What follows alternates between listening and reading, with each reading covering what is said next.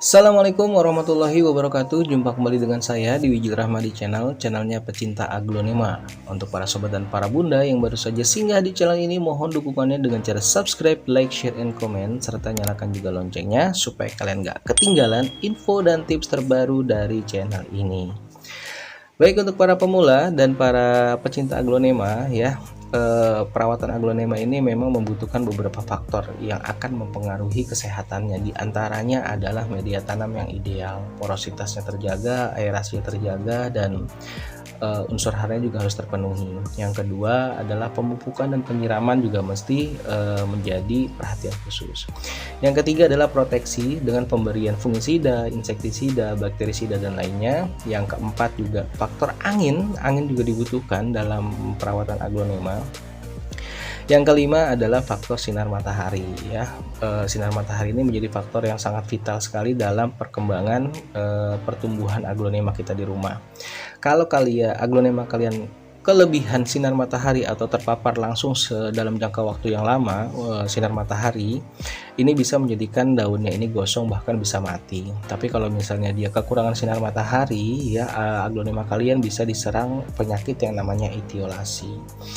Jadi nggak cantik gitu penampilannya gitu, karena batangnya panjang, layu, loyot gitu ya, melehoi. Jadi nggak enak banget ya dipandang. Nah, untuk kasus yang kekurangan cahaya biasa ini dialami oleh para bunda dan para pencinta aglonema ini yang belum memiliki greenhouse yang ideal untuk aglonema ya. Bisa juga karena penempatan yang kurang tepat, biasanya ditempatin, saking sayangnya ditempatin di area-area yang tidak terkena sinar matahari gitu. Biasanya di bawah spandek atau di teras-teras yang belum memiliki UV dan paranet. Nah, hal ini bisa menjadikan aglonema kalian itu gampang terserang penyakit.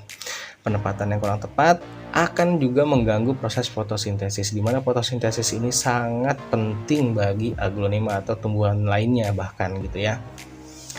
Pada kesempatan kali ini saya mau sharing tentang dahsyatnya manfaat sinar matahari untuk pertumbuhan dan perkembangan aglonema kita di rumah. Simak terus ya. Baik, untuk manfaat yang pertama, sinar matahari ini mampu mengoptimalkan proses fotosintesis. Yang seperti tadi saya bilang, fotosintesis ini sangat berperan penting dalam kesehatan aglonema kita di rumah. Pada prosesnya ini, di mana air dan karbon dioksida ini dihantarkan oleh oleh jaringan dari akar sampai bagian daun, kemudian dibantu dengan zat hijau daun atau klorofil dan sinar matahari. Proses ini mampu menghasilkan oksigen dan glukosa. Nah, glukosa ini yang akan diolah menjadi nutrisi yang dibutuhkan oleh aglonema, dari mulai batang, daun, akar gitu ya, tangkai juga. Nanti itu dapat asupan atau suplai nutrisi yang mencukupi.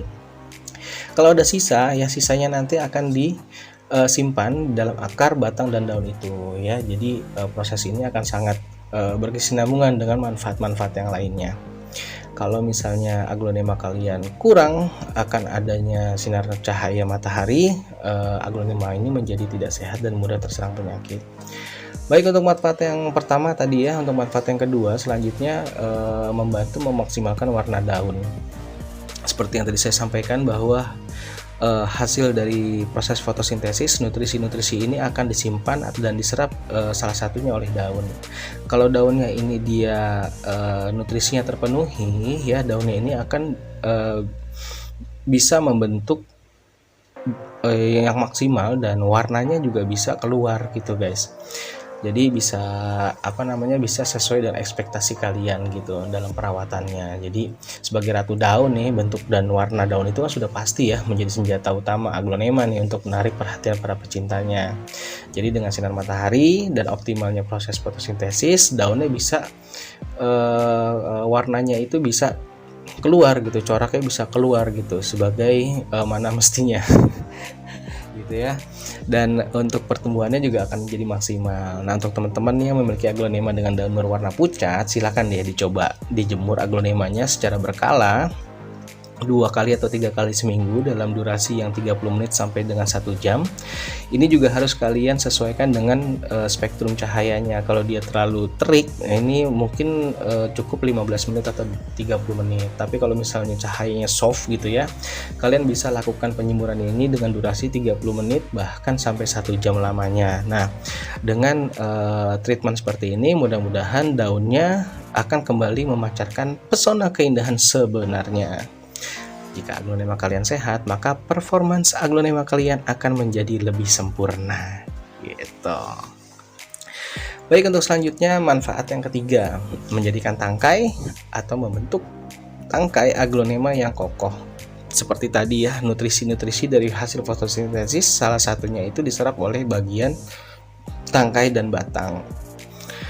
Kalau nutrisi pada tangkai dan batang dibutuhkan itu tercukupi, ya tangkai ini akan memiliki simpanan energi gitu untuk tumbuh. Jadi yang tadinya batangnya letoy atau melehoi, ya karena kita berikan sinar matahari secara cukup, maka treatment ini akan menghasilkan tangkai dan batang yang kokoh juga gitu.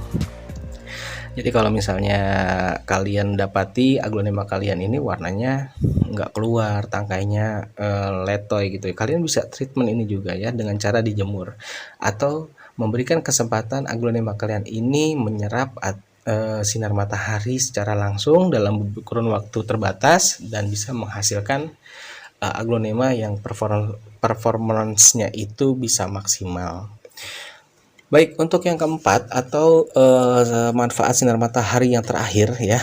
Sinar matahari ini bisa mengatasi dan mencegah etiolasi pada aglonema, di mana seperti kita tahu, penyakit pada tanaman dalam hal ini aglonema ya. Penyakit etiolasi ini disebabkan oleh kekurangan sinar matahari atau cahaya. Biasanya indikasinya kurang lebih sama, batangnya tidak kokoh dan kurus. Kalau kelihatannya itu dia lemah gitu ya, nggak sehat dan daunnya pucat, memiliki tangkai yang memanjang ke salah satu sisi sebagai reaksi untuk mencari sinar matahari atau cahaya.